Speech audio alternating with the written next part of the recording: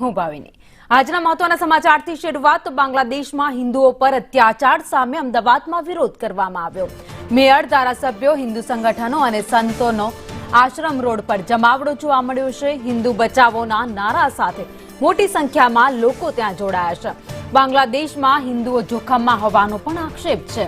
તો બાંગ્લાદેશની સરકાર સામે રોષ વ્યક્ત કરાયો છે। હુમલા બાદ સંસદમાં ચૂપ ન રહેવું જોઈએ। ચૈતન્ય શંભુ મહારાજનું આ નિવેદન, વિરોધનો અવાજ બાંગ્લાદેશ સુધી પહોંચાડીશું।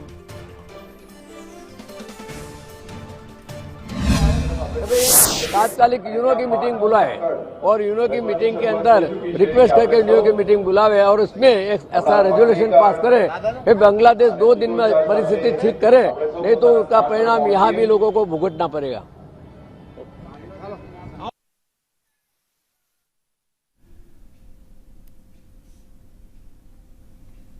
तो बांग्लादेशમાં સતત ભારતીયો પર હુમલા કરવામાં આવી રહ્યા છે। હિન્દુઓને નિશાન બનાવવામાં આવી રહ્યા છે। ત્યાં હિન્દુઓની જે વસ્તુઓ છે તેમાં તોડફોડ કરવામાં આવી રહી છે।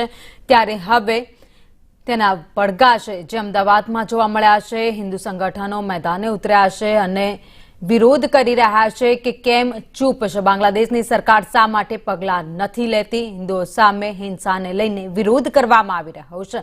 વિરોધમાં મેયર સહિત અનેક નેતાઓ, ધારાસભ્યો પણ જોડાયા છે। તો કેટલાય લોકોએ આજે સાથે મળીને વિરોધ કર્યો હતો।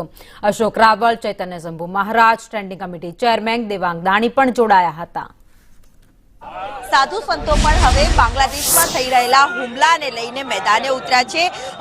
તમામ સંત સમિતિના અધ્યક્ષ દિલીપદાસજી પણ આ વિરોધમાં છે તે જોડાયા છે। એમની સાથે જ વાત કરીએ। બાપુ, હુમલાનો પડઘો રાજ્યભરમાં ગુંજી રહ્યો છે। ક્યાં સુધી આ પ્રકારે હુમલાઓ કરવામાં આવશે, આ જ પ્રકારે વિરોધ કરવામાં આવશે, તેનું નિરાકરણ ક્યારે?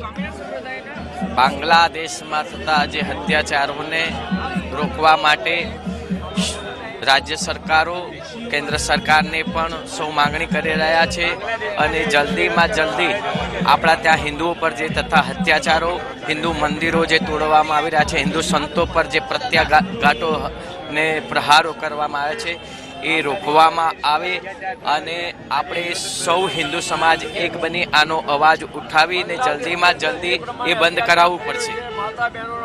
એટલે વિરોધ છે તે ઠેર ઠેર કરવામાં આવી રહ્યો છે। મોટી સંખ્યામાં તમામ લોકો અહીંયા ઉપસ્થિત રહીને વિરોધ છે તે કરી રહ્યા છે। ત્યારે એક વિરોધ, અનેક આવી રીતે વિરોધ કર્યા, હુમલાઓ હજી યથાવત। બેન, આજ શરમની વાત છે કે વિશ્વમાં નાનકડા છમકલા થાય તો પણ માનવ અધિકારની વાતો કરનારા કો ઉમટી પડે છે, તૂટી પડે છે। વિશ્વના બધા જ શહેરોની અંદર એક જમાત છે કે જે જમાત એક નાનકડી વાત ઉપર પણ સડકો ઉપર એ દેશના ટ્રાફિકને બી ખોરવી નાખે। પણ અત્યારે આખા ટીવીની અંદર ભરી ભરીને આવતા ન્યૂઝ, બેન દીકરીઓ પર બળાત્કાર, રાતના અંધારાની અંદર હજારો ને લાખોની સંખ્યામાં લોકો તૂટી પડીને લોકોના મિલકતો લૂંટી લે, લોકો જાન બચાવવા માટે ઠંડી રાતની અંદર ભાગાભાગી કરતા હોય, એ સમયે માનવ અધિકારની વાત કરનારાઓ ચૂપ છે। એમના શરતી માનવ અધિકારના લક્ષણો એ વિશ્વ જોઈ રહ્યું છે। આજે ભારતની અંદર અમે આ માંગણી કરવા માટે સડકો ઉપર ઉતર્યા છે માનવ સાંકળના રૂપે કે વિશ્વની બધી જ સત્તાઓ એ ભેગા થઈ અને બાંગ્લાદેશના સત્તાધીશો ઉપર એ જે પ્રેશર ઊભું કરે કે જ્યાંના લોકો વર્ષોથી બાંગ્લાદેશને પોતાનો દેશ બનાવીને ત્યાં જ જન્મ્યા છે અને ઘણી બધી પેઢીઓથી ત્યાં જે જીવ્યા, તો એ લોકોના માનવ અધિકારોની રક્ષા થાય, એમના માલ મિલકત ઇજ્જતની રક્ષા થાય, એ માંગણી સાથે આજે અમે સડક ઉપર છીએ। આજે સાથ રહેંગે તો સેફ રહેંગે ના ઉદ્દેશ્ય સાથે સૌ કોઈ હિન્દુ અમદાવાદમાં મેદાને ઉતર્યું છે। સૂત્ર સાચું છે, એક રહોંગે તો સેફ રહોંગે। બાંગ્લાદેશના હિન્દુઓના સમર્થનમાં આપણે બધા જ સોશિયલ મીડિયામાં, ન્યૂઝમાં જોઈ રહ્યા છે।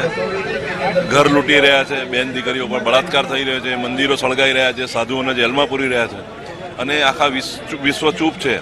ત્યારે આ વિશ્વને જગાડવા હિન્દુ હિત રક્ષક સમિતિએ જે આ પ્રોગ્રામ આપ્યો છે એના સમર્થનમાં એક કાર્યકર તરીકે અહીંયા ઉપલબ્ધ થયો છે। જરૂર, એટલે તમામ લોકો વિરોધ છે જ્યાં કરી રહ્યા છે। બેન, દરેક વખતે આ જ પ્રકારે હુમલાઓ કરવામાં આવે છે, વારંવાર આ બાબતને વખોડવામાં આવે છે। આજે તમામ વિશ્વએ ભેગા થઈને એક થવાની જરૂર છે, તે વિરોધ સાથે આપ મેદાને ઉતર્યા છો। આ લડત ક્યાં સુધી યથાવત રહેવાની છે? એક એ તો સેફ એનું સૂત્ર એકદમ સાચું છે। કટેંગે તો બટેંગે તો કટેંગે આ અહીંયા સાર્થક થઈ રહ્યું છે કે બાંગ્લાદેશમાં જે અત્યાચાર થયા છે સંપૂર્ણ વિશ્વમાં બધાએ ભેગા થઈને આ જે બાંગ્લાદેશ પર જે મહિલાઓ પર અત્યાચાર થઈ રહ્યા છે, મહિલાઓ પર બલાત્કાર થઈ રહ્યા છે એ રોકવા માટેનું જે અહીંયા આ વિશાળ માનવ સાંકળ કરીને જે પ્રયાસ કરવામાં આવ્યો છે અને સાથે સાથે જે સૌએ હિન્દુઓ પર જે અત્યાચાર કરવામાં આવ્યું છે એમાં જે સંપૂર્ણ વિશ્વને આ એક અહીંયાથી એક મેસેજ છે કે અમે સૌએ ભેગા થઈને આનો વિરોધ કરી રહ્યા છે કે આવું ના થવું જોઈએ, એક માનવને માનવનો અધિકાર મળવો જોઈએ, એનું અહીંયા સાર્થક થયું છે. એટલે આજે સૌ કોઈ એક થઈને કોઈ રાજકીય આગેવાન નહીં પરંતુ સામાન્ય હિન્દુ નાગરિક બનીને મોટી સંખ્યામાં વિરોધમાં છે તે અહીંયા જોડાયા છે. માનવ સાંકળ રચીને આજે વિરોધ પ્રદર્શન છે જે અમદાવાદમાં કરવામાં આવી રહ્યું છે અને સાથે તમામ દેશોએ એક થઈને આ બાંગ્લાદેશમાં હિન્દુઓ પર થઈ રહેલા હુમલાને લઈને વખોડવું જોઈએ અને હંમેશા માટે તેનું નિરાકરણ આવે તે માંગ સાથે માનવ સાંકળ બનાવીને વિરોધ છે તે કરવામાં આવ્યો છે. કેમેરામેન મનીષ વાણિયા સાથે દિવ્યા ચૌહાણ, સંદેશ ન્યૂઝ, અમદાવાદ.